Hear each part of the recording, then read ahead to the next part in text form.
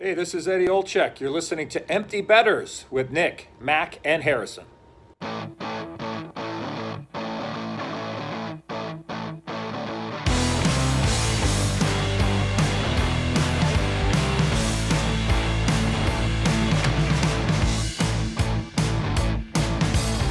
Good morning, everybody, and welcome back to episode 118 of Empty Betters. I'm your host, Harrison Scholes. I'm going to toss it across the screen to my co-host, Nick Manella. How are we doing, my friend?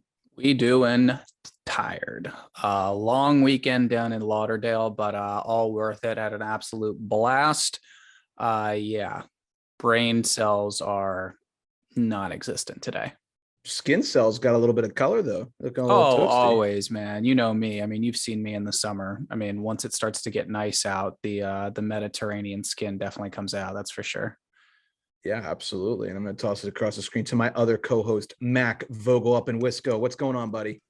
Is this thing on? What's up, guys? Yeah, Nick. I don't think Nick can look at a beer. No cartoon beer today, huh? No cartoon beer today. Sheesh, Yeah. Cartoon Pedialyte, probably. Yeah, guys, Exactly. I'm gonna be honest. He's got the full mug full Guys. of Pedialyte. Guys, I took Pedialyte to work and put it in my coffee mug on Monday morning. I'm not gonna lie. Yeah, but today's Tuesday. You're still feeling it? I'm still exhausted. Mac, Like a 48-hour hangover. Because I young- probably got like 6.5 hours of sleep the whole time I was there. So Hey, Nick, you got to remember, young Mac over here. He hasn't hit the quarter century mark yet. Yeah. It all changes after Oh, that. don't I'm- worry. I'm pushing it. I'm 24th birthday is pretty soon. So. once you get to the point where the hangovers are like 2 days, it's just the God. worst. Yeah, I did not drink nearly as much as Nick. I can guarantee that on Saturday, and I was still feeling it on Monday. So Mhm. yeah, it's not not looking fun forward these to days. that, but Rough stuff. Hey man, it happens. But we're gonna get into the episode here. But before we do, just want to remind you guys to check out the merch on our store, emptybetters.com. Click on the tab shop. That collection is going to be down, measured in days, weeks, probably the next 2 weeks if we had to guess. So go get your items while you can. Everything's going to be removed from the store, and we're going to have our new collection dropping in a couple weeks here. Real excited to show you guys that. Reminder, all three of us sharp rank top 10 in the NHL leaderboards. They just published that again, so it's good to still be in the top 10. We're the only media outlet, news source, podcast, brand, whatever you want to say, that has all three in the top 10. So Insane Asylum. Insane Asylum, that's probably an accurate one. But we are top 10 on sharp rank, so just gotta keep the good times rolling over here, especially as we wind down to playoff time. Bad beat of the week. Nick, was this your find? Correct. So I wanted to bring up bad beats of the week. Everyone loves to hear a good bad betting loss story. This one actually comes from my girlfriend's brother-in-law, who was my roommate for these 4 days in Fort Lauderdale. Shout out always makes Will. you feel a little bit better about your own bad beats too. Exactly, I'm not the only exactly. one losing here. Yeah, so prior to the trip, everyone's getting going. We're talking room stuff with like our group of guys. Everyone's talking about, March Madness and stuff. And he had an 11-team basketball parlay. Some was March Madness, some was NIT. And he went 10 out of 11 and Notre Dame fucked him. Oh Wow. my God. That's And brutal. The kicker is the value was a plus 208,864. What did he put $10 on it to win? Literally like 208,800. Literally something like that. Wow, that's crazy. I would have flipped. Yeah, that's a bad beat of the century, I think. I mean, I've might had be. ones before where it's like, I think probably the closest thing to that I've ever had is like when I first got into it and was like, oh, you can parlay stuff, and it's like. The one I remember that comes to mind is I think our book has a limit of like 8 teams that you can Mhm. parlay or something. And I want to say I had an 8-teamer. It was like mostly NHL, maybe a couple NBA games or MLB games in there. Went 7 for 8. The Blackhawks ruined it for me. They were the last game of the night too. Like everything else had already hit. And they went up 2-0 in the first period. And I was like, oh, let's go. We're hitting. And then they like lost like 4-2 or something like that. Rough. Mine was actually at my worst beat ever was actually at Harry's old Donnybrook apartment in Towson. I came over to your spot with our very first producer, Bryn, one night, and me and him and Mark hung out and slammed some beers and watched some college basketball. And it was like that stupid fucking Virginia Purdue game that ended up like going into overtime at the last second, which I hate both of those schools anyway. So yeah, didn't help. I remember that actually. Now that you mention it, wow, throwback. I'm trying to think of any like horrible parlay bad beats I've had. I don't do a lot of parlays, as people know who listen, so not really my speed. But what are you gonna say? Well, I was just gonna say the good thing about a bad beat on a parlay is you almost never lose much money at all. It's like, okay, you lost your $10 or you lost your 15 or $20 or whatever you put on the parlay. Usually you're in the parlay because the payout is insane for a small wager. Whereas the real bad beats are like, you think there's a lock, it's like minus 400 and you take it anyway, and the team gets upset. And then you're like, why the hell did I take a minus 400? Good vibes only tonight, Mac. Come on. Don't be giving us a little foreshadowing. You gotta jinx yourself early so that, you just, yeah, you're ready for it. For those listening, we did publish our pick of the day today, Tuesday, March 29th. We got Mac with the Minnesota Wild. Cojones are on the table with a minus 300. I mean, that's going to tank my sharp rank score if the Wild lose. So we really need that one. Yeah, I feel you. Before we get officially rolling, I do want to mention our interview guest today, Barstool Sports' very own Mark Pastor, aka Turk. Good Twitter personality. He's big on the NHL gambling Twitter world. So we sat down with him for about 20 to 25 minutes just to chat about, how he got into sports betting, and most importantly, the psychology that goes into making his picks. He's a big underdog bettor. He just won a huge NHL underdog parlay last night, Sabres and Kraken. So he's been gambling for over 30 years. He knows his stuff. I promise you, if you listen to this interview, if you're not big into sports betting, if you take 20 minutes and just listen to this, you will learn a lot. And if you want to get into it, or you're just starting to get into it, you will also learn a lot. He's got a lot of good wisdom about, making picks and finding value. So definitely appreciate him coming on, and think it's worth the listen. Yeah, seriously. It's probably one of our shorter interviews, really like 25 minutes, but that's all it took. And like Harry said, even I feel like after those 25 minutes, I'm like, I definitely learned something. I definitely have a little bit of a different outlook just from that conversation. So good stuff. For sure. Thanks for him coming on. No two people see it the same way. So, and someone that's got his experience and, follows it as closely as he does, you can absolutely learn something. Yeah, I, again, thought it was a good conversation. That'll be in the middle of the episode after we get through the news here. And just a reminder that this episode, per usual, is brought to you by Brackish Life. Let's take a minute to talk about Brackish Life. If you're like us and grew up on the water and outdoors, then Brackish Life is perfect for you. They have a wide selection of apparel, from UV shirts to hoodies and hats.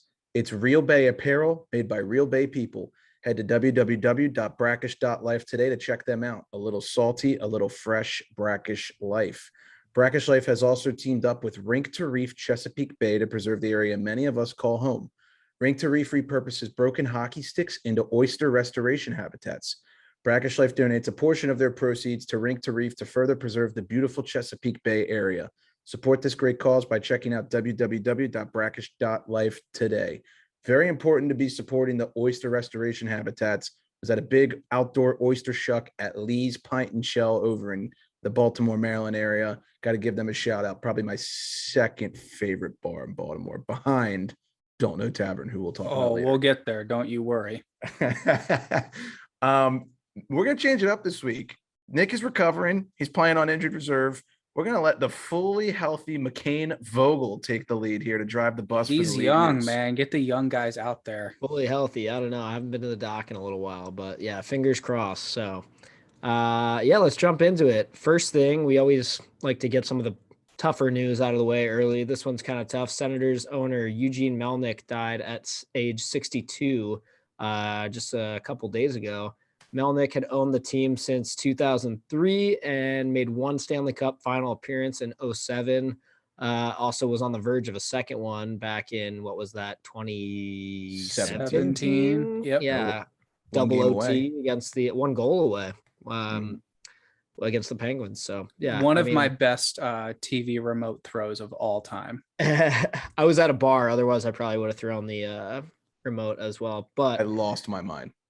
I will say this is a tough one. It shocked me. I was scrolling on Twitter. I had no idea that he was even battling an illness. I don't Same. think it was disclosed. They said it was like an undisclosed illness, if I'm not mistaken. But this is tough. The first comment I saw on the original post I saw kind of spoke a lot of numbers on this situation. He was not always the most popular guy, but definitely tough to see him go. I don't think anybody wanted that to happen. It's definitely a bummer, and our condolences go out. However, I think the Senators now have a lot of decisions to make as far as their future. They've got a lot of young guys on their team, and that honestly, whoever takes over that franchise, they could really take it in any direction. That's basically a whole world in your hands type situation. So it'll be interesting to see how that franchise continues on. For sure. I mean, it makes you think of the Red Wings with Mr. Ilitch, and it makes you think of the Flyers with Mr. Snyder as well. Yeah, absolutely. Thoughts and prayers over to the Melnick family and the Ottawa community. Definitely. All right. So back to the Evgeny Dadonov info that we were dishing last week. We have some updates in that situation. So the trade has been voided. He did not get traded to Anaheim. He stayed in Vegas. He has 5 goals and 3 assists in his last 4 games with the Knights now. So I don't know what that's all about. You think that a guy would really like lose some morale from almost being traded and then not being traded, but it basically has had the opposite effect. Maybe he's got something to prove now, but one of the reasons why Daddy refused to go to any of the Cali teams is because of taxes, apparently, which low-key makes a lot of sense. I remember hard to blame him. Last week, I remember kind of making fun of him, being like, why would you have like Anaheim on your no trade clause? Like, that's a beautiful place to live, which it is, but that's a good point. The taxes are Your paycheck gets cut in half. Definitely. So I understand that. Also, according to Cap Friendly, after the trade got voided, Vegas had about about 400,000 in their LTI salary pool, which is really not anything in terms of like what you can do with that. They reported that they would need to clear about 4 million, actually closer to 5 million to activate Alec Martinez, and they would need to clear about 9 million to activate Mark Stone. And granted, there is a rule, not a lot of people know about this, but there is a rule where you can still trade a player after the deadline. So technically they still do have the option of moving Dadonov to clear cap space. They just can't utilize whoever they get back until the following season. However, after all that was reported, it was also reported that VGK placed Riley Smith on LTIR, which cleared about 5 million for them. So they're cooking some stuff up. I don't know if they're done making moves yet. It'll be interesting to see how the rest of the season plays out for them. However, they are also maybe not even going to make the playoffs at this point. That team is sinking fast, and I love it. This is a mess. Yeah, this was definitely a mess. Yeah, this is definitely one of the more interesting scenarios. I don't know if this was mentioned. I think I rumored it last week, but it turns out to be true. I think the finger was pointed at Ottawa for who was at fault here. Apparently, they did not let Vegas know that he had a certain no move clause. And as a result of the GM meetings that just happened yesterday, there's now going to be an official log of all no movement clauses for players and contracts and such. So you would have thought that would have been in place already, given it's the NHL. I mean, they're a $1 billion industry, but I guess not. It's also funny that after it happened, people were like, couldn't they have just checked Cap Friendly and like all this stuff? Because like it seemed like it was low-key public knowledge because all that info is on there. Yeah. And then Cap Friendly comes out, says what they would need to do to clear space, and then they make a move. And it's maybe now they're checking Cap Friendly to find out how they can like solve the situation. But also, just to put this in perspective to you, Vegas currently sits in the second wild card spot. They have 76 points. And they have played 68 games. The Stars are right behind them with 1 less point, and they've played 4 less games. So, yikes! And the Jets and Canucks aren't far behind either. Exactly, and the Predators are up 4 points on the Knights for that other wild card spot, and they've played 2 less games than Knights too. So it's not looking great for VGK fans, and I should put fans in quotation marks. Oh, come on. Let him be. Sorry, I hope my Jesus. aunt isn't listening to this episode. She's actually a Vegas night diehard. Yeah, or my uncle. Damn. Anyway, moving Can you on. be a diehard if it's only been 3 years? I don't know. Whatever to that whole franchise. Moving on. Other news. At least one general manager in the NHL has requested that there be a discussion on closing the LTIR loophole. Finally, I hope other guys get behind this. I would love to see that shit shut down. I think it's stupid. And I think it would just be more interesting if you're a little bit fucked if somebody's injured like that. This is going to turn into like, because I feel like the NHL knows that they would be like so screwed if they actually did something to keep like a good player out of the league for a decent amount of time. I'm wondering if what they're going to do is like what we do for fantasy hockey, where you have like one IR slot, and then it's like that person, you could put that person in that one, whatever you want to call it, like special LTIR, and it won't count against your hit. Or maybe you get one long-term spot and one like week to 2 week spot or something like that. And then you can maneuver between those two. But if there's a third guy, or if you have like 3 guys LTIR, it's like no go. You got to figure something out. Yeah. Yeah. I would like to see something like that implemented for sure. Yeah. I mean, it'll be interesting to see how they sort it out. But if we move on to the Battle of Alberta here, which we actually just had this past week, Mac, I know you cranked away at some stats over here that you wanted to share with the listeners. Yeah, I saw a couple of interesting ones with this one. So for anyone who didn't catch the game ended 9-5, Flames victory, which is a pretty wild score for the NHL. But here's a little bit of Battle of Alberta history for you. The record for combined goals in a Battle of Alberta game, and for those who don't know, that's Calgary versus Edmonton. It's the Battle of Alberta. Record for combined goals, which is in Canada. Yeah, there you go. Record for combined goals in a Battle of Alberta game is 15. It was done twice in the same year, on January 3rd and February 3rd of 1984. And like we said, this past week's game ended up with just one less goal than that 14. So pretty close. And another little stat from the Battle of Alberta: there are how am I reading this? Flames players with a 5 assist game in the Battle of Alberta. There are 4 of them in history now. Gary Suter in 1986, and he actually had 6 assists in that game. Sergei Makarov, February 25th of 1990, he had 5.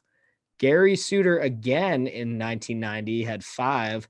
And then our current NHLer, Johnny Hockey, had 5 assists the other night. Pretty impressive good company. There. Yeah, dude, he's balling out right now. He's playing out of his mind. He's 3rd in the league in points. I mean, his Flames team is so fun. You would think he's going to start getting some Hart Trophy like talk. I mean, he's been playing so well all year long. That top line has been money for the Flames. Like I just said, 3rd in the league in scoring, only behind the 2 right across the province. McDavid and Draisaitl. I think province is the term, right? Someone correct me if I'm wrong. Mm-hmm. Thank you, sir. I appreciate it. But yeah, the Flames look really good. Johnny Gaudreau, I think, should start getting some Hart nomination, if you want my honest opinion. Would love to see it. Moving on, the Ducks, after a few rumors earlier in the year and maybe even last year about Getzlaf possibly being moved, GM Pat Verbeek has come out and said that Ryan Getzlaf will remain with Anaheim until he retires. I think that's to be expected at this point. He's getting older. He's the kind of guy that seems like, why move him? He's not really going to add too much to another team. I think he still has value in Anaheim, especially with the direction that team is trending in. He could definitely provide some leadership and some coaching and mentorship to some of the younger guys coming through that room in the next year or two. For sure. I think, he won a cup there, started out there. Good for him. Been the captain for over 10 years. I think the exact quote was like, if he doesn't want to leave, we're not going to make him leave. Right. So I think that's fair. You owe him at that point. He kind of, they basically said it's up to him. They were like, unless he comes to us and says he'd like to go somewhere, he's just going to be here until he decides to retire, which, cool. I think that's a very fair thing to do by the organization. How many more years do you think? Well, I don't know off the top. Is this the end of his contract this year? I think it might be. I'm not sure. Without looking at any contract or anything, I think he might have 1 to 2 more years. Either way, he's 36. I think he could play another year or two if he wants to. Yeah. I think any more than 2 would be asking a lot. Probably. Yeah, not the fastest guy, obviously. Big body, net front presence at this point in his career. He was actually lighting it up when the Ducks were doing well at the start of the year, but they've obviously fallen off a cliff here recently. Oh boy, have they? We'll get to that later. Yeah. Moving on, Jake DeBrusk, despite signing a recent extension, still wants out of Boston. His request to be traded has not changed. Also moving on, this is a funny one that made me laugh earlier. Veteran goalie Craig Anderson said that he was willing to be traded to the Florida Panthers before the deadline, but he said that he is also happy to stay in Buffalo. And I just want to say, Craig, blink twice if you're being threatened or something. Why would you be happy to stay in Buffalo? Here's the other thing. It's funny enough that he was like, yeah, I'd be willing to be traded to Florida. Guy's what, like 38 or something like that. And like, of course you'd be willing to be traded to a really good team in a beautiful part of the country. I would be willing to be traded to Florida. I'm just saying. I just want it to be known I'm willing to be traded to Florida. But he's saying all this after the deadline, and like I'm just picturing him saying this, and then he like turns and like he just sees like the Buffalo GM just staring at him, like holding a gun, or does the little like I'm gonna cut your head off motion, and he's just. But that being said, I am also thrilled to have to stay in Buffalo because this is a great place to play hockey. Exactly. Gets a little too warm down in Florida near the summer months. I'm happy up here. Sure. I love the cold. Yeah. It's like Happy Gilmore's mom at the nursing home. With right. Exactly. That is same energy. That's a great analogy. You will go to sleep or I will put you to sleep. Nick, you got to throw all that one. All right, moving on to the Montreal dumpster fire / fire sale. The Habs have officially been eliminated from playoff contention. Tragic number has reached 0. When was the last time? I don't know the answer to this. I just was wondering if anyone knows when was the last time that a team went from being in the Cup final to then the following season being the first team to be eliminated from playoff contention. Or at least like what's the last team that we can remember that went from Cup final to not making the playoffs the following year? There's been a few. Did it happen to San Jose, Harry, after the Penguins won? Because I feel like they started to get bad around then. It might have. Did it happen to Ottawa? I think it happened to Ottawa. I think you might be right. After they went to 1 goal away from the Cup final, like we were just talking about, I'm pretty sure they missed in 2018. Yeah, but they didn't go to the finals though. True. Okay. Conference finals, but I think 2020 is such a weird year. However you want to classify the bubble, I can't remember, but I think St. Louis might have not done hot. I can't remember. Mm-hmm. Dallas, St. Louis did make it in because they played the Canucks in that first round or something like that. Yeah. I'm also thinking. Did Dallas make it last year after? No, they didn't make it last year. They didn't make the playoffs at all this past year. I don't think so. Huh. I'm also thinking Oilers, Carolina, the first year after the lockout in 05. I'm wondering because the Oilers traded Pronger, I think, after that to Anaheim, where he won it with the Ducks the next year. There's a high chance they missed the following year, but I can't confirm off that, or they were like a first round exit or something. That's digging way too deep into the brain at this hour in the night. Bring those uniforms back, the navy blue Oilers ones, not those the one with the stupid the third jersey with the oil semen on it, but like the just the navy blue one was primo. I agree. Kind of looks like an oyster. It does. Anyway, point is the Habs suck, and how could you go from Cup final to this fucking terrible? I'm not sure, but it happened. So here's hoping that I don't really care about the Habs. Anyway, more Habs info. They will try again to move Jeff Petrie this offseason. They also reportedly almost pulled the trigger on a Shea Weber deal at the deadline, but didn't end up happening. They will also try to test the waters with him again this offseason. Any thoughts there, boys? pretty run of the mill stuff. Yeah, No, I mean, I feel like it's still up in the air if he's even coming back. And That's what I was The thinking. less I can talk about the Montreal Canadiens, the better my life will be. All right, So. fair enough. Then we'll move on to somebody way more interesting. The Arizona Coyotes have also now been eliminated from playoff contention. Tragic number has reached 0. They are the second team to be eliminated, and they might be followed pretty soon by New Jersey and Ottawa and lots of other teams. Moving on. but Bill they get to go back Daly. to college. That's true. I'm excited for that. We're all excited for that. Back Bill- to school. Oh God. My lunch packed up, my boots tied tight. Don't start with the Billy Madison references. Oh my I'll go God. all night long. Jesus Christ. Oh man, we know how to get off the rails here, eh? All right, back Little on the bit. rails. Bill Daly says that the bit. next World Cup of Hockey in 2024 will not have a Team North America or a Team Europe. I have mixed feelings about this, and actually, I think a lot of hockey Twitter has mixed feelings about it too. You two both seemed excited about it, no? I am not. Team North America is like at least the last one we got was probably the coolest hockey team ever put together, especially when you look at where those guys are now. I can see the argument for both because it was kind of unfair that was a thing. Also, a lot of people were saying like how this sucked. Imagine having to face your own country, which is like, Yeah, like that I part guess of it it's a like little weird, sucks. but Harry, what do you think? Yeah, I thought the North America thing was like a cool little flash in the pan. It was done at the right time, but I agree. I think it's cooler with like the countries. Like honestly, McDavid was good enough at that point. He could have played with Canada. To be honest, I'd rather see like, McDavid, Crosby, McKinnon than a young stars team. I personally am a fan of it, but I can understand why some people might be a little upset. At this point, you would see McDavid, Crosby, McKinnon, but let's just pretend for a second that there was going to be a Team NA. Who would end up being on that? Like, who are the young stars from USA and Canada? I can't do math. That's 2 years from now. You're asking a lot. I guess right that's now. fair. We don't know. Luke Hughes, if he's not in the NHL by then, and I don't know, everyone playing. Raymond would be there. Sider would be maybe No, they wouldn't. there. What? They wouldn't. Why They'd not? be on the regular teams? One's German and one's Swedish. Oh, this is North America, right? Yeah. well, they'd be on Oh, Team Europe rough. then, I guess, if they were doing that too. Likely, yeah, that's what I was going for. Yeah. I don't know. Well, and Team Europe is usually typically like a collection of players The from teams that are not big enough to make their own. Exactly. Yeah. That's fair. Well, either way, I'm excited that there's even going to be another World Cup of Hockey. I thought that was a home run. That was also my freshman year of college when that was going on, like very beginning syllabus week. I skipped so many classes to watch those games.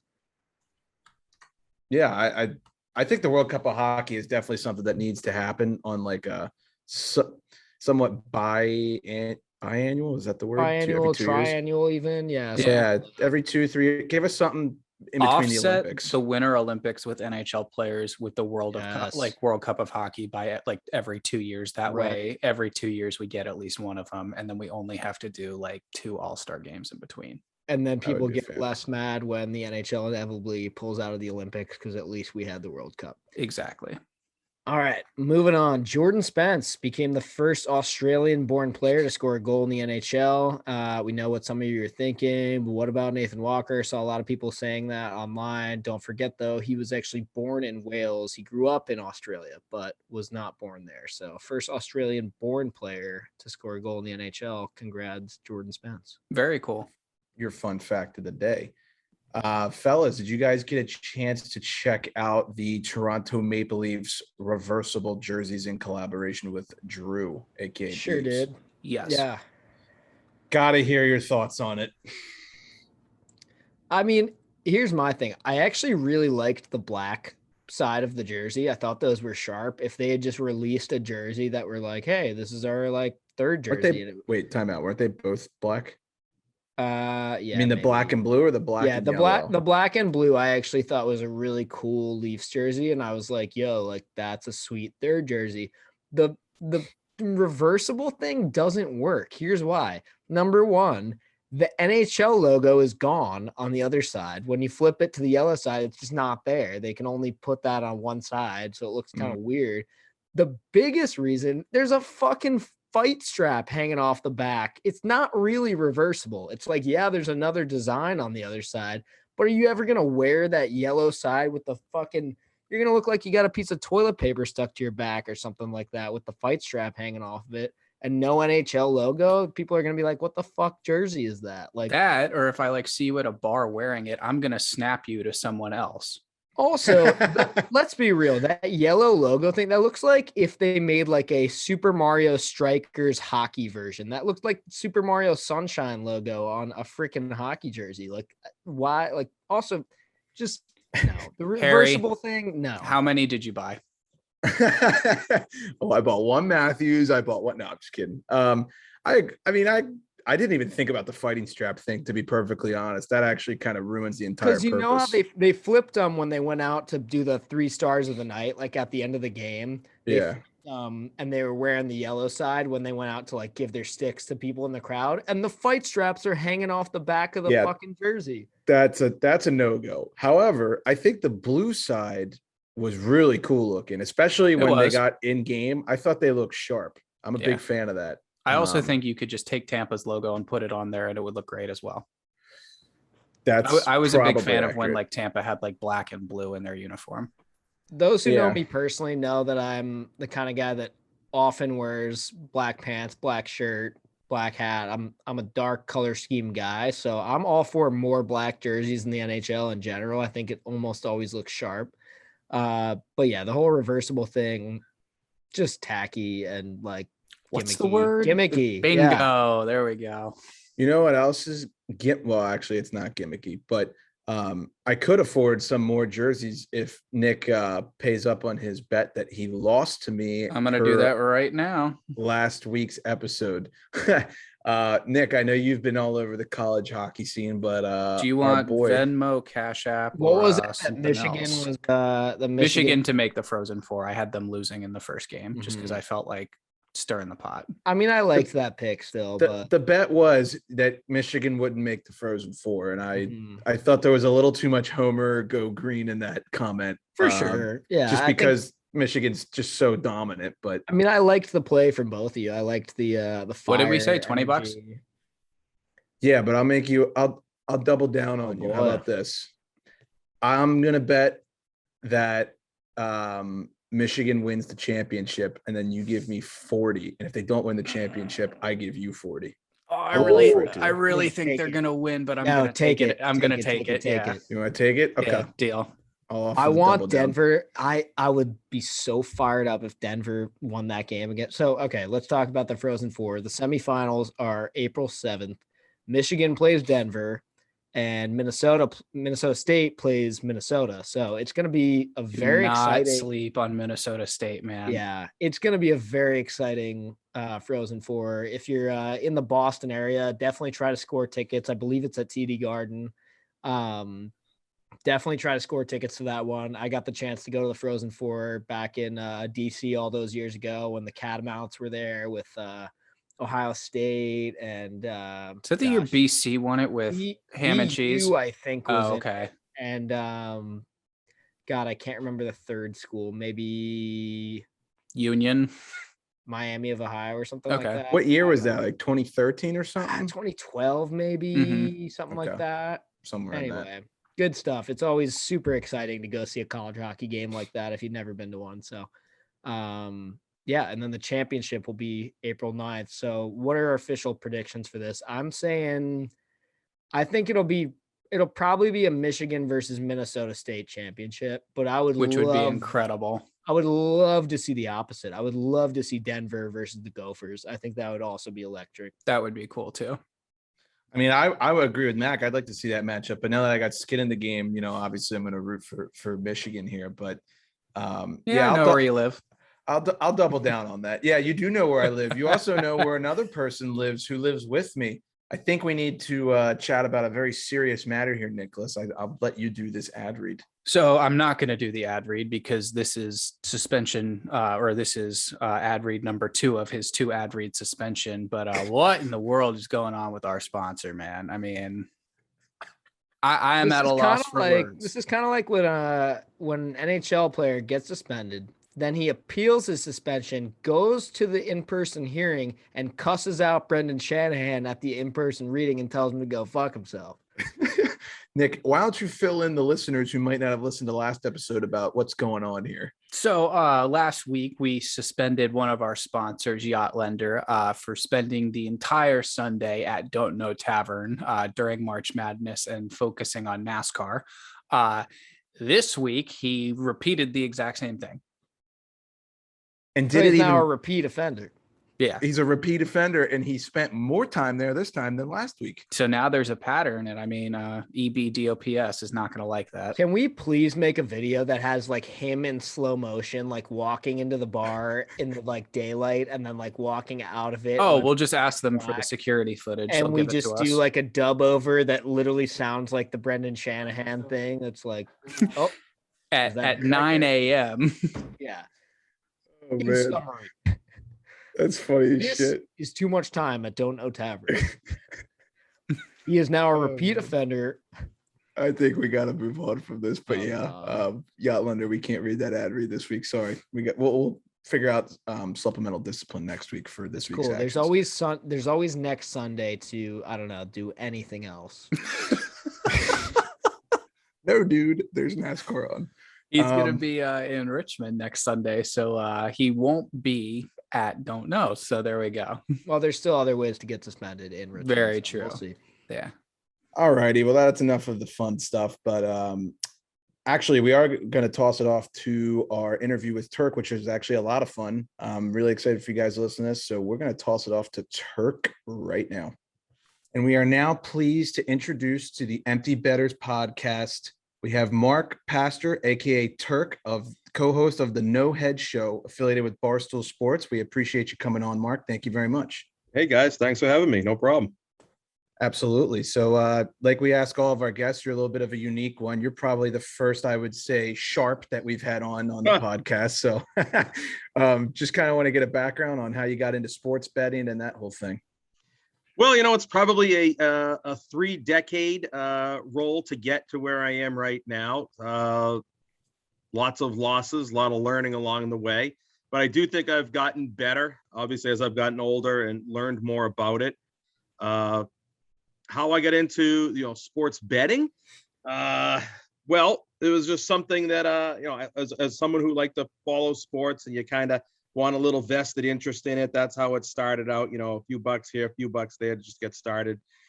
And then it becomes like, you want to be right about something, right? It's like, and you want to be rewarded for it. I'm not looking to win a trophy or win a prize or anything like that, or claim to be the best in the world. But it's something, you like the action, that's really what it is. It's action. You like to be a part of it.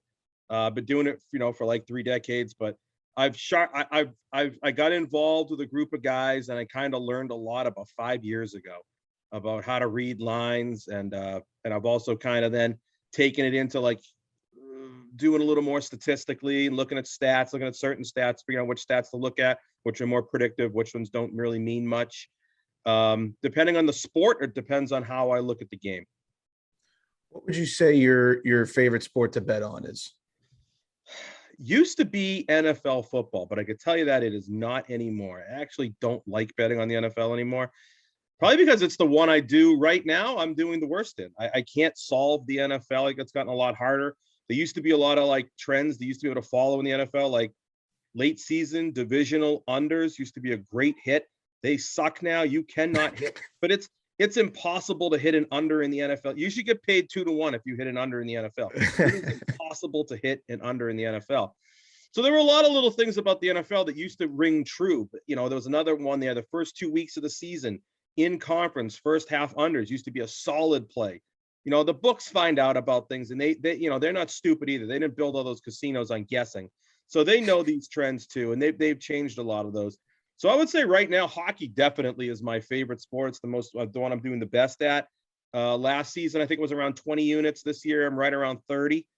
I've had a tough little month of March there. I was approaching 40. We kind of fell back, but now I'm tickling 30 again. So, 50 units combined the last 2 years in hockey. That's pretty good. I feel good about that.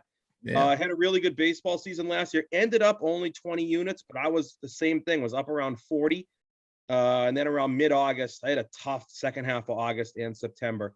But I learned from that last year. I will look at the games baseball differently once we get after the first week of August next year. I'm not going to give all that back next year. Yeah, I mean, March is tough for hockey. You've got the trade deadline. Guys finally start to, maybe those nagging injuries catch up with them. Everyone's gearing up for the playoffs. You have a lot of player movement. You just don't really know what's going on. So I'm finding the same exact thing. And if you kind of take a look at the games, just the games out there tonight before they on Tuesday night, you look at a bunch of games out there. You've got Florida 390, Nashville 210, Minnesota 310. So you got 2 games tonight that are over 300, and you're seeing it a lot night in and night out. The spreads are getting wider, and you're right. It's those trade deadlines, the teams that, and you see this more in baseball too, more than 20 years ago. 20 years ago, there used to be maybe a handful of deadline deals. Now there's 30 of them. Same thing, NHL deadline deals. You never heard of deadline deals in the NHL. There'd be a couple. Now it's the same thing as baseball. Teams are pulling guys all over the place. So teams get weaker in that second half. The spreads get wider, so you got to have the guts to be able to take bad teams, because the spreads are they're too well. Like a Saturday night, I had the Montreal Canadiens against Toronto. It was a double money payout, and we hit it. So you got to kind of have, Buffalo last night. Buffalo's playing Chicago, 2 shit teams, but you got to kind of have the guts this time of year to kind of back some of these teams that aren't playoff teams. They're not as good because the spread is too wide now. They're giving you too much. Yeah, no, I definitely agree. As the season's gone on, you're starting to get, puck lines that are like minus 140 when Tampa's playing, I don't know, Chicago. It's just absurd. Well, I think earlier this year we saw one of the, if not maybe the biggest spread in NHL when it was Colorado versus Arizona, I believe. And I want to say the Avs were like -5 something. I think they were higher. I think It was like a 520 or something. That line was enormous. Yeah, I'm pretty sure, didn't Arizona win that game too, or they won one of the games at least in a shootout? They might not have won that one, but they have won. I've had a couple of Arizona hits. Mm-hmm. Exactly, and so I mean, I would take a plus 300 before I would take a minus 500, and I actually wouldn't really take a minus 300 on anybody either, just because. All right, yeah. So the minus 300, the 390 tonight's Florida. They're probably going to win this game, but if they don't, you got to win 4 games to make up for that one you just lost. Right. Yeah. So to me, it's either you play Montreal, or you play nobody. So just trying to pick. I actually don't mind Montreal in that game tonight either, but I'm not doing it. Just to kind of pick your brain and get our listeners some like psychology into what goes into your thought process when you make a pick. What do you look for? NHL wise, I know you mentioned a couple trends that you find in the NFL, but I think hockey's a lot more different than the NFL is. Yeah, hockey, there's, for me, I've never been able to find any trends or any type of systems out there that work. They just don't. And a lot of things with like NFL, like if I were to look at NFL for systems and trends, it's easier to look at because it's a more heavily bet sport. Hockey's not a heavily bet sport. It's, guys like us, we like it. It's getting bigger, absolutely is, but it's still nowhere near the handle that you have in the other sports. So the way I go about my hockey is I've got somewhat of a statistical thing I put together here, and I got about 6 or 7 stats, on the offensive side, whether it's 5-on-5 power play, and then on the defensive side, 5-on-5 and penalty kill. And they kind of give me more of a predictive of like who I think is going to win the game. And then I look for value in the line. So I may have like a prediction like that Florida is going to win this game tonight, which I do. But when I compare the number to like the actual percentage, there's no value in taking Florida tonight at all. So that's what I kind of look at. I kind of look at for areas where there's some value in the line. And it's done very well for me this year. As I said, my posted plays, I'm up about almost 30 units this year. And that is because I try to sift through and not give all of my plays out that I project on, because there's just be too many games. But if I were to look at my body of work over the entire season for projecting games and the unit rate, I'm up over 80 units. So this is working. It's worked last year. It's working again this year. Next year, I am going to put out every single play. So next year, everyone will be up 80 units. I just haven't done that because I just feel like it's kind of hard to tell someone to play 5 games on a Tuesday night, but we're going to do it next year. But that's kind of what I look at. I have, I goaltenders. People ask me this all the time. I was going to ask you that. Yeah. Do I look at goaltenders? I'll look at a goaltender when I'm looking at totals.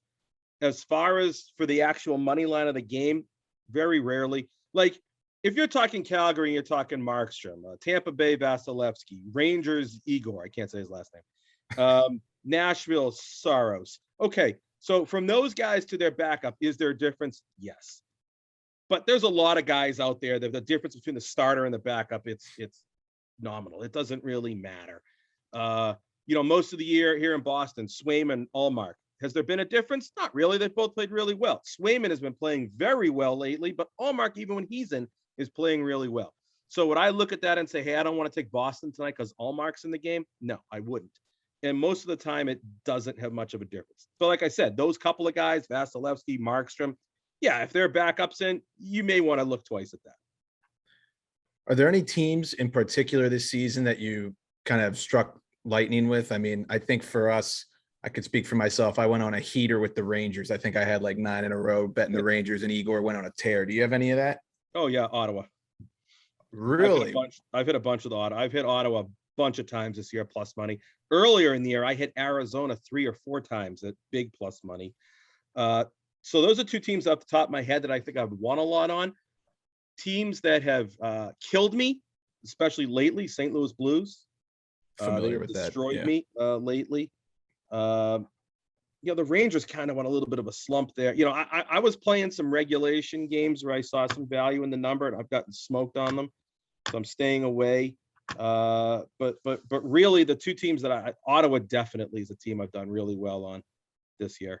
Yeah, we have a running list of teams that we've put on the shelf that we just won't touch anymore. I think LA Kings are one of the big ones for us. Yeah. Just I haven't been in too many LA Kings games this year, I don't think. So Philadelphia, they've kind of burnt me a lot in the beginning of the year. I've stayed away from them, but I think I remember cashing on them a couple of weeks ago. It was a nice dog.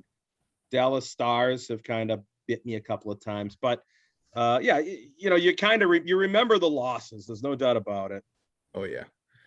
Your buddy, or Nick, you go. I'm sorry. When you're looking at underdogs, what are like some key things you're looking for? In the NHL, especially when we already talked about goaltending, but you've got, back to back. Sometimes you've got, 7 or 8 day road trips. Are there any factors like that really stick out when you're looking on taking an underdog? So with underdog, it's kind of like what we'll talk about Ottawa there. I just feel like they're a live team. They play hard. They're a young team. They're not in it, and they haven't been in the playoff contention the whole year, but they're playing hard, and all those guys are fighting for jobs in the NFL. The NHL. They're young guys. They're talented guys. Maybe not as talented as the other, but those guys are going out there giving you 100% effort every single night, and you see it when they go out there, even when they're losing. They're not getting their heads kicked in, which is one of the reasons why I like Ottawa a lot. I always look at them, and right now, since they made the move with Marty St. Louis, the Canadians are a live team right now, and they're going to be dogs every night, but they are busting their ass every night for Marty St. Louis. Cole Caulfield has been on fire since he came in there.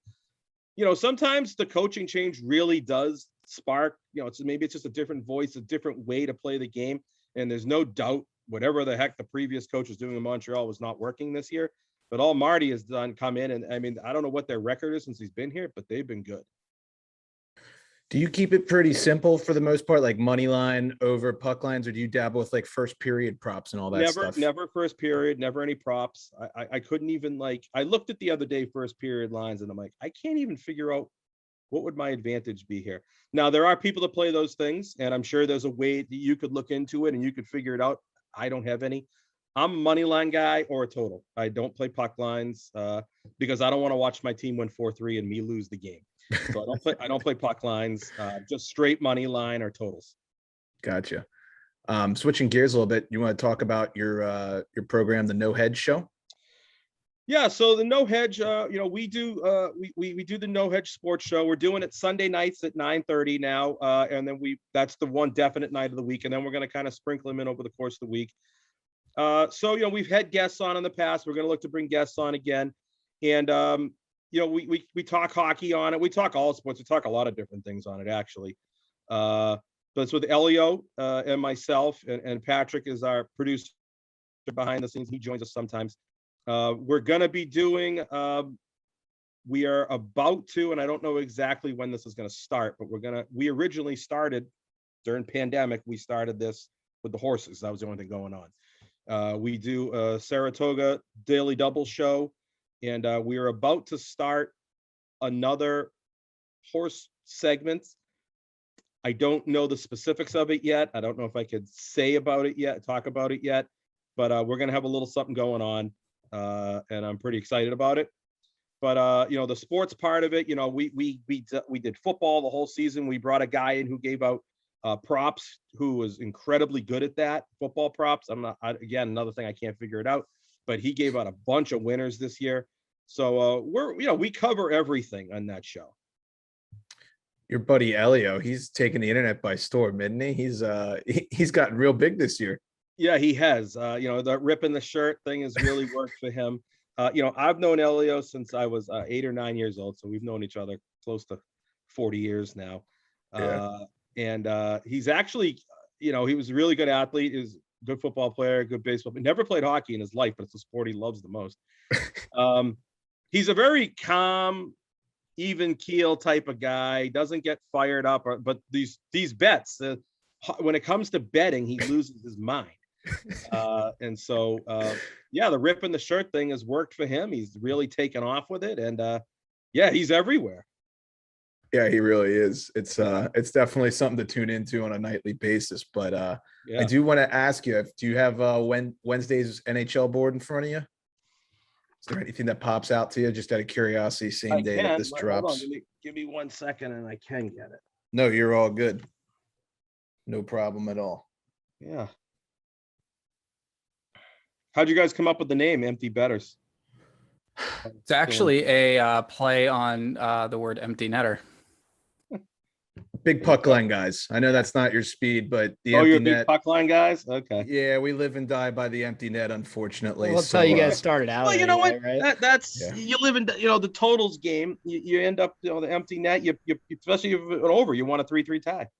True. Yeah, like that Matthews goal, the empty net the other night With the 0.4 or whatever. Yeah, that was a lot of people were screaming about that one. Yeah, I know. There's been a couple of those this week where last second. So tomorrow night we got Winnipeg Buffalo.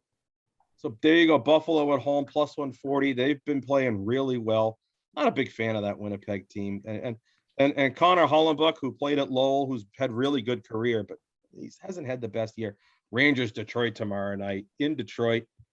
Can anyone think about what's going to happen in that game? I mean, Detroit just gave up 11 goals. Well, the Rangers are playing tonight against Pittsburgh, so I guess maybe we'll see what happens there. That's true. Yeah. So Second half of back-to-back, they might be kind of tired. Oh, your team, the LA Kings, is playing the Oilers tomorrow night. Oilers double money. There's 2 teams on my shelf. Never again. Edmonton's been a real up and down team. They started out incredible. They had that really tough stretch. They're playing better now. Total 6.5. A lot of late games tomorrow night. There's probably some games that we don't have lines on yet. Yeah. Sharks, Coyotes. Ugh, no. Well I said. don't really like anything, to be honest. I'm looking at it. Blues and the Canucks. I'd like the Canucks in that game. Vancouver's been playing well. St. Louis finally won a game again the other night. Vancouver's a small favorite, minus 115. You're going to have Thatcher Demko in the net. I don't think either Blues goalie's playing all that great. Husso was decent the other night, but like you said, I mean, as of late, they've both been a shit show. Yeah. Vancouver, Wednesday's board's tough, but yeah. And then Vegas, Seattle. So I had Seattle last night plus 170. They destroyed the Kings. That's a good one. Yeah.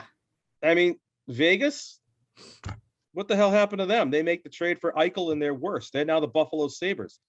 So I don't know about that one either, but I probably won't touch it. But yeah, Kraken plus 140. Yeah. So yeah. So just looking at this quickly, Vancouver to me looks like something I would have. Yeah, I agree with that. I'm sorry, I thought they were plus, but minus 115 still. That's not a bad price, Basically especially even. Yeah, that's something I would put. If you're a puck line, Vancouver's minus 1.5 plus 200. So you see, that's the kind of stuff I like. I love when we get those empty nets and you double the money. That's you get my your thing. double money. But Thatcher Demko's been really good out there too. He has. So final question from me, at least. You got any futures bets, or is that not your speed either? So I do have a couple. I've got let me look. I've got I took Carolina in the beginning of the year to win the cup. Yeah. And there's nothing wrong with that bet right now.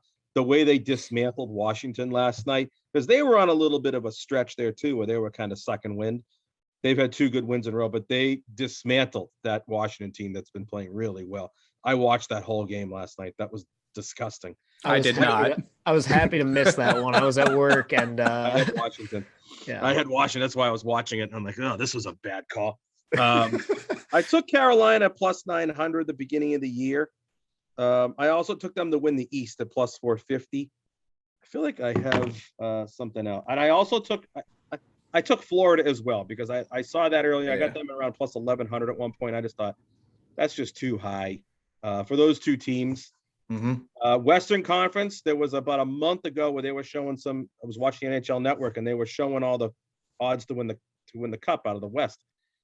And I looked at it and said, how in the world, and I'm glad I didn't do it, but how in the world was St. Louis a month ago plus 2,500 to win the cup? To me, that was an easy sprinkle 100 on. I'm glad I didn't do it, because they suck now. And they might not even make the playoffs, right? Are they in trouble? They're in trouble. They're getting there. Yeah. Right? They're in trouble. So a little bit. Those are the teams I took. I think Calgary's got a real shot out there in the West. Colorado, I think, is the best team, but Colorado seems to, I don't know, find a way to lose in these games. Yeah. Calgary's a tough team, and especially with a really good goalie. I think, for me, Colorado, that's the one area that could hurt them a little bit. I'm not so sure how strong in net they are. Whereas Calgary's got Markstrom. I like that team out West. And I think, Florida, Carolina, I took them. But honest, my opinion is, who's going to take down Tampa Bay in a 7-game series? You got to beat Vasilevsky 4 times in a series. It's tough. I mean, very right tough. now, there's no team in the NHL hotter than the Bruins right now. And I've been as a Bruins fan, I've said all year they're playoff contenders, but they're not Stanley Cup contenders. The way they've played themselves into being a contender. They really are. But can they get through Tampa in a 7-game series? To me, that's a terrifying ask to get through Tampa Bay. But then if you somehow find a way, you've got to figure out a way to get through Carolina or Florida. The East is an absolute bomb. Yeah. Whoever comes out of there should be the best team, but whoever comes out of there could be so beat up from those series, the West might take them. We were talking about right before you hopped on how we think one of the only ways maybe Tampa goes down is if they somehow drop like the first 2 games of the series, because that's a tired team, right? I mean, it's so hard to go back to back. It's extremely hard to go three-peat. So, maybe Boston jumps out to a 2-game lead or something, and they can scrounge it out, but it's definitely going to be tough. Yeah, it's definitely tough to repeat, because look how long the NHL playoff season is. Yeah. So, and last year was a little bit later because of the late start with COVID. So that went till almost July, or did it go into July last year? I think it went into July, and even this year's a little pushback. So they had a month off, month and a half, and then they're back in camp again. So you're right. There could be some tired legs there. Maybe not in that first series, but if you have to maybe get them in the second or the Eastern Conference Finals, or especially if whoever gets them in the first round can take them to 7, even if they don't win. 7. But you could tire some of those guys out. There's a stat out there that's like, this may have changed in the last couple of years, but as of a few years ago, there was like 0 teams that had gone 7 games in the first round and won the cup. It just doesn't happen. Really? You go 7 games in the first round. They did 7 games, 4 games, 7-7.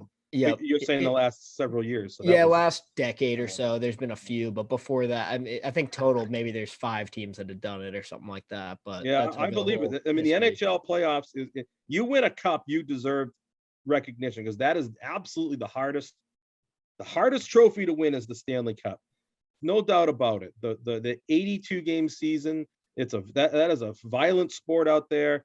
And then you got to go and play in a playoff series where it's even tighter, and you get the shit kicked out of you, and you got to somehow find a way to win 16 games. The hardest trophy to win. That's why your name goes on it, and it's a pretty cool trophy. So it should be the trophy. Damn right. Yeah. I'm good on my end. You fellas got any other questions? You talked about some teams from the West. What are your thoughts on Minnesota after they bulked up at the deadline? They got a lot nastier and they got a A-plus goaltender. So it's funny, they got a goaltending had kind of been an issue with them. Talbot hadn't been playing all that great, and the other guy, whose name was like Kaku. I can't say his name. Kakkonen. Up with Yeah. the goalie names. Neither one of It's them all are good. playing. None of them are playing. Either one playing that great. They go and get Fleury, and Talbot has been standing on his head since they got him. But yeah, I expect Fleury to be the guy. They're playing a hell of a lot better. I watched them. I don't get to see them a ton out here. I watched them. It was disappointing when they had that outdoor game out there at Minnesota. They really didn't. They didn't play well at all. But I think they're going to be a tough team. It's tough out there in the West, but I think the playoffs is tough everywhere right now. There's so much tight. They're all so tight. You look in the East, the standings are going to change every single night. You can't even figure out who anyone's going to play right now. But I think the Wild will be in it. I think Bill Guerin did a good job, and they're going to give whoever they play a tough series. Absolutely. Yeah, the West, I think the playoffs will be a hell of a lot of fun to watch this year. Definitely. Nice to have hockey back. It's nice that all the rinks will be full again, like they were last year for the playoffs. Hell yeah. And I look forward to it. I probably won't be betting a lot of individual games in the playoffs. Playoffs is tough. That's a Yeah. different animal. So Totally. there's something I've done every single year, and it is profitable. And if you take in the first two series and you play the road teams in the first two games, Okay. they're usually dogs. So you're in the first series, that first night, you got the 8 games going on. You take the 8 dogs, whichever ones win, you drop out of it. It's not supposed to be done as a chase. And then the second game, if the road team won, the road team lost, and you play the same thing the second game, try to get your money back. And they're always plus money. So it's done well since we talked about trends at the beginning. That is a trend that has won something like 18 of the last 19 years. There you go. It's a lot of experience. Well, doing this for a while. Like I said, I'm doing it for a while. A lot of losses, but definitely sharpened up over the years. Hey, I think people respect the fact when you're transparent about it and you can be honest, right? That's half the battle. Yeah, that's right. I mean, I always, I try to tweet out every night whether I win or lose. Mm-hmm. A lot of times it's in the morning because, if I got one of those 10:30 games in the East Coast, I'm not staying up till 1 o'clock. I like to wake up in the morning and see that I won. I think it's more fun. Like this morning, I got up and I asked Alexa, what was the final score of the Seattle game? And when she said, she's not going to talk. When she said 6-1, I was like, yeah, all right. So that's more fun, I think, than staying up all night watching it. Yeah. If it was a 6-1 game, I would have figured, this is over. This is more fun. Yeah. No, Yeah, very true. I hear that. If you can sleep through the nerves of not knowing, yeah. I used to not be able to do it. It comes with older age, I guess, and more calmness, I guess. But it's Turk, I'm dying over here. I can't bet the West Coast game strictly to get sleep. It's horrible. I know. I used to be the same exact way. I'd sit there, I'd lay in bed, I'd have the phone, I'd have to turn it back on. No, not anymore. Phone's downstairs. Just wake up in the morning, see what happened. I'm gonna have to give that a try. You can try it, see if it works. Well, we really appreciate you coming on. Seriously, thank you. No problem, guys. Love to have you on again sometime, especially come playoff time. That'd be fun. Yeah, we could do it again come playoff time, and I'll be in touch, and we'll figure something out. Sounds great, good, man. Appreciate it. Thanks a lot. It was fun. All right, guys. Good luck tonight and good luck the rest of the season. All right, see you. Big thanks to Turk for hopping on with us, chatting, just betting and stuff. And I thought that was a fantastic interview. That guy's awesome. And I definitely learned a bunch of stuff. Yeah, like I said earlier, I feel like I have slightly new outlook on things. I love hearing about his philosophy on underdog bets. I mean, who doesn't want to root for an underdog, right? It's fun enough to try and root for an underdog in a game, but to actually take them and possibly win big money on it, that's even more fun. So I thought the goalie segment was actually pretty interesting, just not really giving a shit about starting goalies when it comes to straight up money lines. If you're talking over unders or totals, maybe you put a little more emphasis on it there, but thought that was pretty interesting. But we're going to get on to the league injuries here just so we can wrap things up before we get to the gambling segment. Nathan McKinnon is being evaluated back in Colorado. He will not play last night when you're listening to this against the Calgary Flames. He got injured in his fight with Matt Dumba of Minnesota the other night when he clocked Rantanen, basically. So that's obviously not good for the Avs. The Avs are also going to be without defenseman Ryan Murray as he has an arm fracture and will miss 7 weeks. Jonas Korpisalo will miss the next 6 months due to a hip injury for Columbus. So obviously he's going to be out for the rest of the season. St. Louis, Torrey Krug is week to week with a hand/wrist injury. They definitely need to get him back ASAP. They're in the midst of a really competitive Central Division race right now. The Ducks, Jakob Silverberg will be week to week with a blood clot in his right leg. That does not sound fun. Best wishes to him. And then in terms of suspensions, only 2 sussies so far in the month of March. Nino Niederreiter got 1 game for slashing. Who is AJF? Actually, Janssen Fjallby, baby. Oh, my bad. How could I have missed that? And then Austin Matthews got 2 games for cross-checking Darlene in that outdoor game. We all know about that. So with that being said, let's move on to the gambling segment. But before we do, I know Mac has a word from our sponsor, SharpRank. As always, just want to remind you that this season, all of our picks are powered by SharpRank. SharpRank created the first ever cross-sports rating system, ranking bettors from any sport on one leaderboard that anyone can dominate, even you. SharpRank is backed by some of the biggest names in sports gambling world, such as BetMGM, Betway, and Sports Illustrated. Download the free app for iPhone and Android today. Boy, that was one kind of rough. I don't know what's going on with me today. I've yet to stumble that badly on the ad reads, but it's okay. I feel like it's all good. It's all good. I can't read right now anyways. Fair enough. Let's get into the important stuff. Why is everybody here? To hear some of the trends and gambling picks we got. So let's get into it. You want me to lead off? Sure, yeah. We got 2 major hot teams this week that I was kind of looking at, but yeah, sure. Feel free to add anything. So the Boston Bruins, we talked about it with Turk, but they're red hot right now and they're heating up at just the right time, which is a little bit scary if you're not a Boston fan, hence all 3 of us here. They have won 4 games in a row. They have played 12 games in the month of March. And during those 12 games, they have gone 9-2-1. And 2 of those 3 losses were 1-goal games. So we'll get to that a little bit more when we get to some of the trends, but key trend there, Boston does not get puck lined very often. So something to pay attention to. We'll talk about in a little bit. And DeBrusk is playing lights out too. I know we talked about him getting extended, but still wanting to trade. He's been playing really well for Boston lately. So, which honestly, hats off to the guy. You gotta love. I mean, whatever's going on, if he just doesn't like the city or just doesn't feel like it's the right fit for him, that's all fine. But you got to respect a guy that's not going to let that like affect the way he's playing. He's still going to play his best game that he possibly can. So, I mean, clearly the Bruins probably don't want to let him go, but we'll see what ends up happening with that maybe in the offseason. Yeah, it just shows up and gives it his all every night. My question with this team, and I know we talked about this a little bit before, is, down the road, playoff stretch is coming up, playoffs are coming up. The Atlantic teams are just so high powered right now. And my question with them is, what are Swayman and Allmark going to be able to do against them?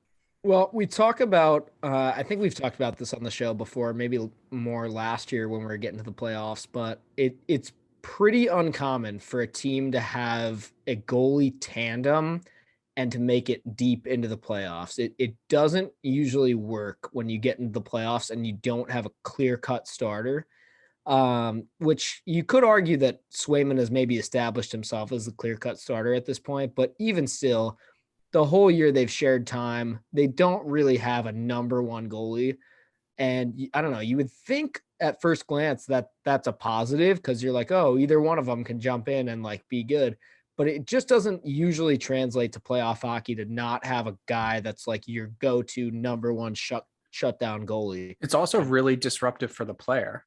Exactly. It's disruptive to the player. It's disruptive to the locker room too, to not like, I mean, you got to think everybody in the locker room, even though they'll never admit it in an interview or even to their comrades, probably, they all probably have in their head who they're more confident with in goal. And that plays a role too. Like, let's say I'm freaking Lars Eller on the Caps. And like, I have never told anybody this, but I feel more confident when Vanacek's in the net. Right. Sammy can't hit me with a breakout pass. Yeah, Sammy starts, and then it's like, well, shit, deep in the back of my mind, I know there might be a question mark back there tonight. Like, I don't know. There's just stuff like that you don't think about all the time that can kind of play into things. So that might be one of the reasons why you really need a starting goalie. That's probably the one thing that I could see this Boston team maybe having as a weakness come April, or I guess more like May this year. How do you feel about that defense core?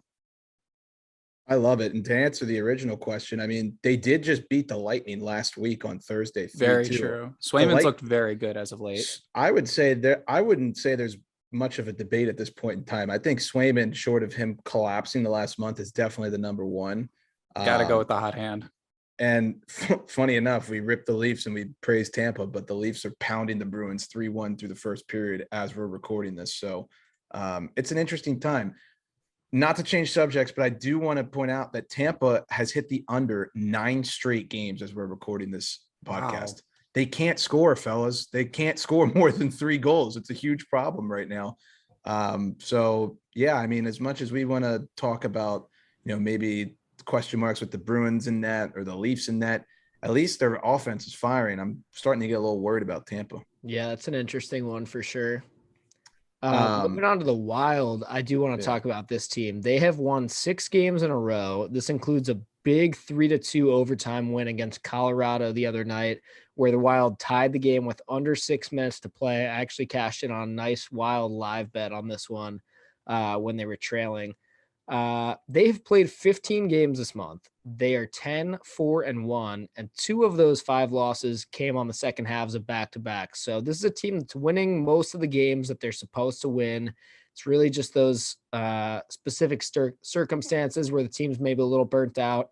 But this is a really hot team. We talked about with Turk that, they get Fleury, but Talbot's first game after hearing that Fleury was coming to the team, I believe, was a shutout. So he's proven that he can be a solid number 2, or maybe that he can share time with Fleury going down the stretch here. This is a dangerous team. Definitely one that you're going to want to keep your eye on for betting on throughout the last month of the season, because they're still jockeying for position too.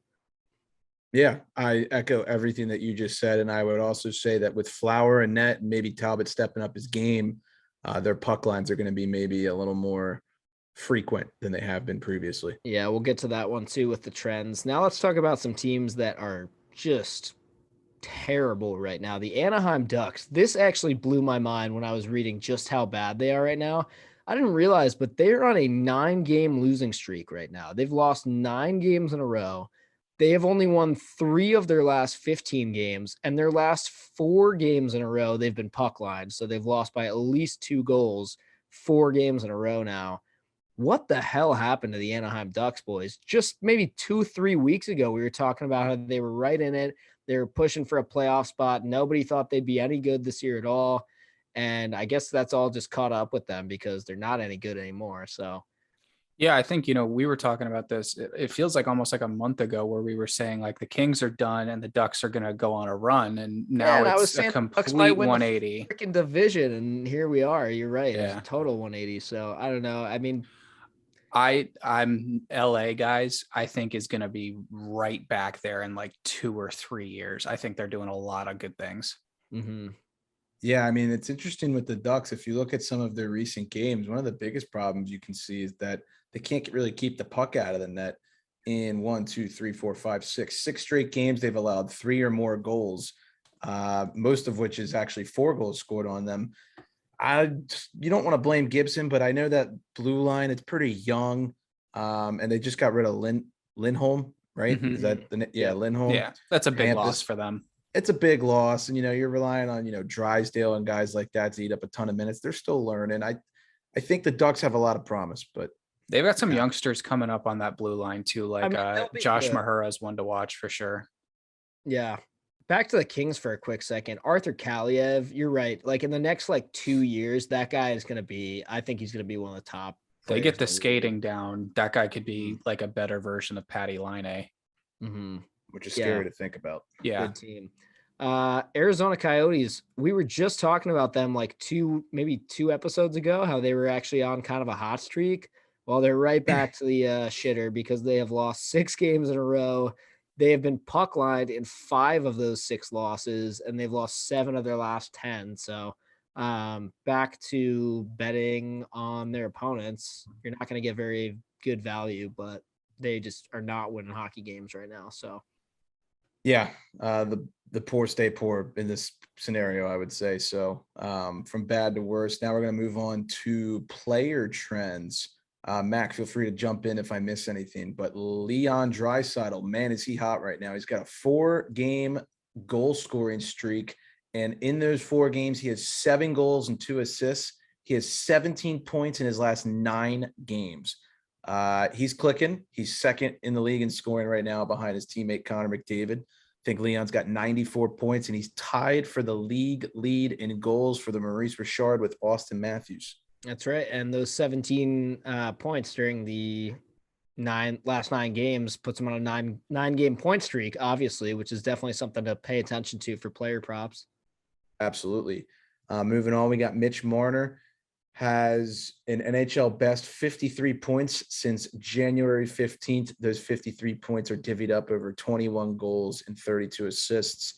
I know Mitch has caught a lot of shit. Man, has he caught fire, though. What the hell? I know Nick has been pretty vocal as of recent about Toronto maybe unfairly blaming him a lot, but we've said it for the past maybe 3 or 4 weeks. He's getting his money's worth. I mean, you can look at that guy and say, okay, he's playing up to his contract. He's carrying his end of the bargain. I'm happy for the guy. He, like you said, he takes way too much shit, especially in a very media centric hockey market, right? I mean, maybe arguably the most, despite maybe Montreal, but yeah, I mean, you got to be happy for the guy. He's had a hell of a second half of the year. Good for him.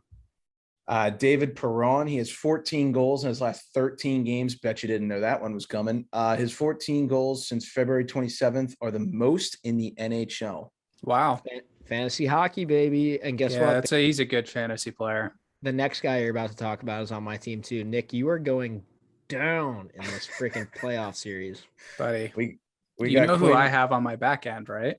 Oh, I know all about your team. I've been studying up. Don't worry. This playoff push for the fantasy hockey league is insane right now. I'll give an update on it in a few minutes. Let's get through the players here.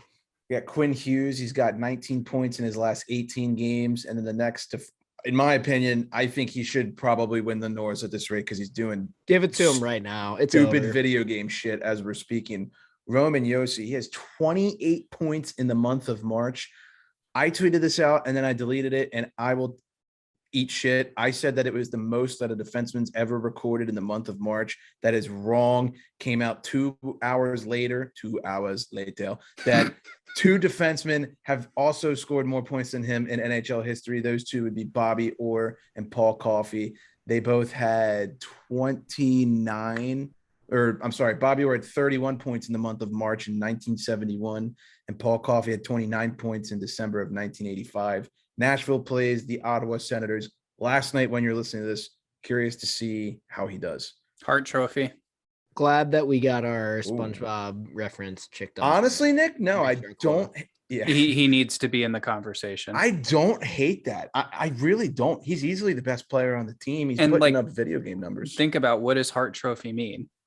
Everyone thinks it's the best player. It's not. There's an award for that. It's the most valuable player, which you can make the argument for Igor, and you can make I would say maybe even a slightly bigger argument for Josi for what he's meant for that team. I love that, actually. Put this in a clip. I love that. Let's go viral. Check, please. Mac, I'm going to throw it off to you for the trends and oddball stats. Yeah, so these are just some kind of random things. You might hear these stats and think, okay, good, how does that help me in terms of gambling? But all of these stats have a way of being translated into something you could maybe consider putting a couple bucks on. So start with the Wild. They've scored 3 or more goals in 15 of their last 20 games. So that's something you can look at team totals on if your book has it. Most of them do. And usually I would say the Wild are going to be probably like, you could take them over 2.5, maybe over 3.5. And yeah, you might want to take them to score 3 or more goals because they've done so in 15 of the last 20. Moving on, still with the Wild though, they have covered plus 1.5 in 15 of their last 22. And get this, 25 of their last 33 games. That one blew my mind when I found that today. Just for those non-gambling nerds out there, plus 1.5 means that the Wild have either won the game or lost by only 1 goal in 25 of their last 33 games. That's like almost half of the entire season. That's really darn good. Like, that means if you took the Wild plus 1.5 in like every game this year, you'd probably be doing pretty darn well for yourself. So that's definitely one to pay attention to, especially if they go down in a game like early or something like that. That's and a you, bonkers stat. yeah, and you maybe want to live bet them to cover plus 1.5. You get it at a way better value than you would before the game started. So keep your eye on that one. Moving back to the Boston Bruins, another team that's been covering plus 1.5 a lot. They've done so in 18 of their last 20. That one's another pretty bonkers stat. They're winning games, or the ones they're losing, they're right in them, basically, is what that means. They've also scored 3 or more goals in 14 of their last 20 games. So another one to think about for team totals. Boston Bruins to score at least 3 goals most nights. It's going to hit. Nashville Predators over. Harry, this is one you've been huge on recently.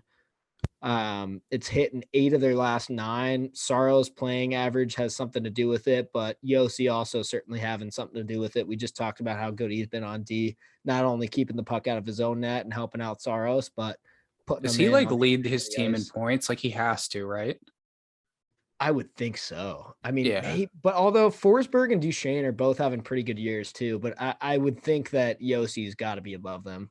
Yossi's like 7th in the NHL in points. It's Yeah. ridiculous. That's unreal. Yeah, Forsberg I think has like 65, but Yossi's up almost at what? Did Mac just read He's it? got to be close to like 100 or something at this He's point. in the 80s. I think he's low 80s right now. When I say close to 100, I mean he's like on pace for 100 probably. Like He's on pace for like 102 or something like that. But yeah, so yeah, I'll that's just keep going. crazy. Canucks forward core. This was a really weird one.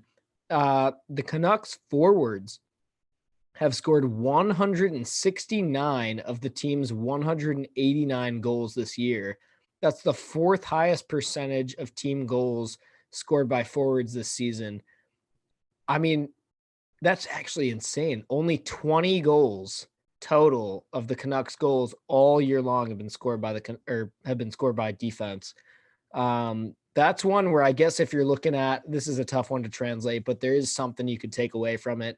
If you're looking at live bets, player props, anything like that for the Canucks, pick a forward. You have exponentially better chance of hitting that bet if you pick a forward to score a goal because their D just aren't doing it. So, and then player props, most points in the last 30 games of their respected teams. Mitch Marner has 53 points in the Leafs' last 30 games. Johnny Hockey has 47 points in the Flames' last 30 games. Also with the Flames, Matthew Tkachuk has same thing as Johnny Hockey, 47 points in his team's last 30. Roman Josi also 47. That's a magic number for those 3, I guess, in the last 30 games. And Patty Kane still hot, 46 points in the Blackhawks last 30 Dude is like games. somehow still a point producing machine. For real.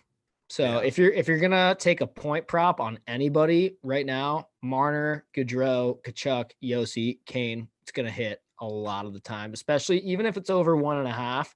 These guys are like pushing more than a point a game most nights. So something Absolutely. to consider. And then one last one here. This is another super random one, but just something I found interesting. The Leafs have scored on their opening shot 6 times this season. That seems pretty high. That's an oddball stat. And I love the word oddball because when I hear the word oddball, I think of you, not because you are an oddball, but because you love the word oddball. Yeah, well, this is another one that you hear that and you're like, okay, great. What does that do for me for gambling? I don't know if other people have this, but something that we have on our book is you can like pick when the first goal is going to be scored in a game. And it's like first 5 minutes, next 5 minutes, whatever. This is definitely one of those you don't want to be playing with all the time. But if you're up money on the week and you want to, throw something fun on the book for the night, why not take it for the Leafs for that first goal to be scored in the first 5 minutes? It happens pretty frequently for them. First shot of the game means it's almost definitely going to be in the first 5 minutes. 6 times all year. That's pretty wild. So, Mac, great job on finding some of these a great oddball, like diamond in the rough type stuff. Really love that. It's always fun looking at some player props and stuff like that. So exactly. I am just hoping Minnesota pulls it off for you tonight. Thoughts and prayers. Yeah, we'll see. Hey, also just once again, big shout out to Turk. Appreciate the Twitter shout out here recently. So Thanks again for joining the program. If you're new here, subscribe on iTunes, Spotify, YouTube. We publish our episodes on all of that. We tweet out our picks every day that we make any. Obviously, we won't tweet out if we don't have any action. And go download the app SharpRank. I know you heard the ad read earlier, but that's where we post all of our picks. That's our sponsor. They have a great platform. Go download off the mobile app store, and you can log all of your picks on there. It'll automatically track for you, and you can work your way up the leaderboards with some of the big boys. We're coming after you, USA Today. One last thing I'm going to add Seriously. here. Quick fantasy update for me and Nick's hockey league and anybody else that is in this one. As we mentioned before, this is heating up pretty darn quickly. So here is our current projected playoff bracket. There's going to be 4 playoff teams. Number 1 seed is almost definitely going to be Sir Nicholas Manella. He's actually tied with his girlfriend Ari, but the way that the standings work out, I believe he has the head-to-head tiebreaker with that one. Which, like, I don't know how that works because when we played you each guys other, also we tied. literally tied. But haven't you played each other twice? You I should think so. Should have by maybe. now. So you Yeah. must have won the other one. I guess so. Unless we're going off like total points or something. Well, the other way that the seeding works is that it's number 1 seed overall is one of the division winners. Number 2 seed is the other division winner. And you and Ari are in the same division. So if this stands, you're going to be the number 1 seed. Curtin would be the number 2 seed because Matt Curtin is leading the other division. And then number 3 seed would be Ari. And then number 4 seed would be you. But here's the kicker. Curtin in his division, he's not out of the woods yet because No, he's not. he's 14-8. And we've got Jacob Morrison, he was 13-9 right behind him.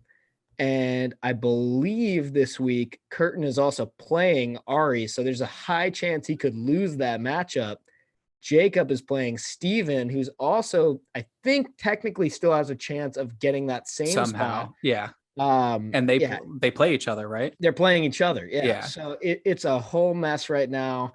There's still like 6 of us that could be in the playoff, or 7, Right. I guess, technically. But yeah, it's a mess. I'm excited to get down to it. This is the last regular season matchup of the season, but you're the crazy. reigning champ, right? You won last year. Yeah, I knocked off Curtin last year. That was a good one too. It was neck and neck until like 2 days to go. I will say I'm really happy with what I did at the deadline. I looked on the waiver board. Didn't seem like anybody else really made any move. Couple of drops and pickups, but not a lot of trades. I was active. I made a big deal with Steven. Also made a big deal with my sister Cass. Beefed up, got 4 goalies instead of 3, so I could feel a little more confident down there. Also got John Carlson, so I could beef up on the back end a little bit. I'm ready. I'm ready to try and make a run for this thing. I want the money. So Yeah, I'd also like to say shout out to Ari. Like, I do not touch her lineup. She does her own. She sets it every single time, does her own ad drops. I mean, this is what happened with my sister last year. I was like nowhere near as good as she was. And she, same thing. I didn't help her like at all last year. And she was, I think, number 2 seed overall last she year. kicked my ass. Yeah, good stuff. All right, fellas. Any final notes before we wrap up here? No, I think that's it. We'll let Nick go to bed. And speak of the devil. There you go. Well, feel better, Nick. We're rooting for you next week. So Thanks, boys. Yeah, I'll attempt to bring maybe 2 silo beers next week to make up for it. Hey, one last thing. Next week, Wednesday. Oh boy, what's the date? Let's see. Wednesday, the drum roll, please. Wednesday, April 6th. If you're in the DC area, I will be at the Capitals Lightning game. So come say hi if you're there. I would also like to say in 3 weeks, the weekend of April 23rd, I believe, we will be recording live, all of us, including our intern Jackson Gross, in Milwaukee. Super excited for that. If you're in the MKE area, friends with Mac, friends of the program, whatever, Hit us up. We'll be out and about. Hit us up. We'll come hang. Especially that Friday night. Yeah, meet us at the bars. We'll see you there. I think we're going to be back on the Pedialyte for the coffee bucket. Yeah, meet us at the bars. We won't see you, but you'll see us. You'll see us. That's for sure. All right, everybody. Appreciate you all listening. Thank you for the love and support as always. And without further ado, Class dismissed.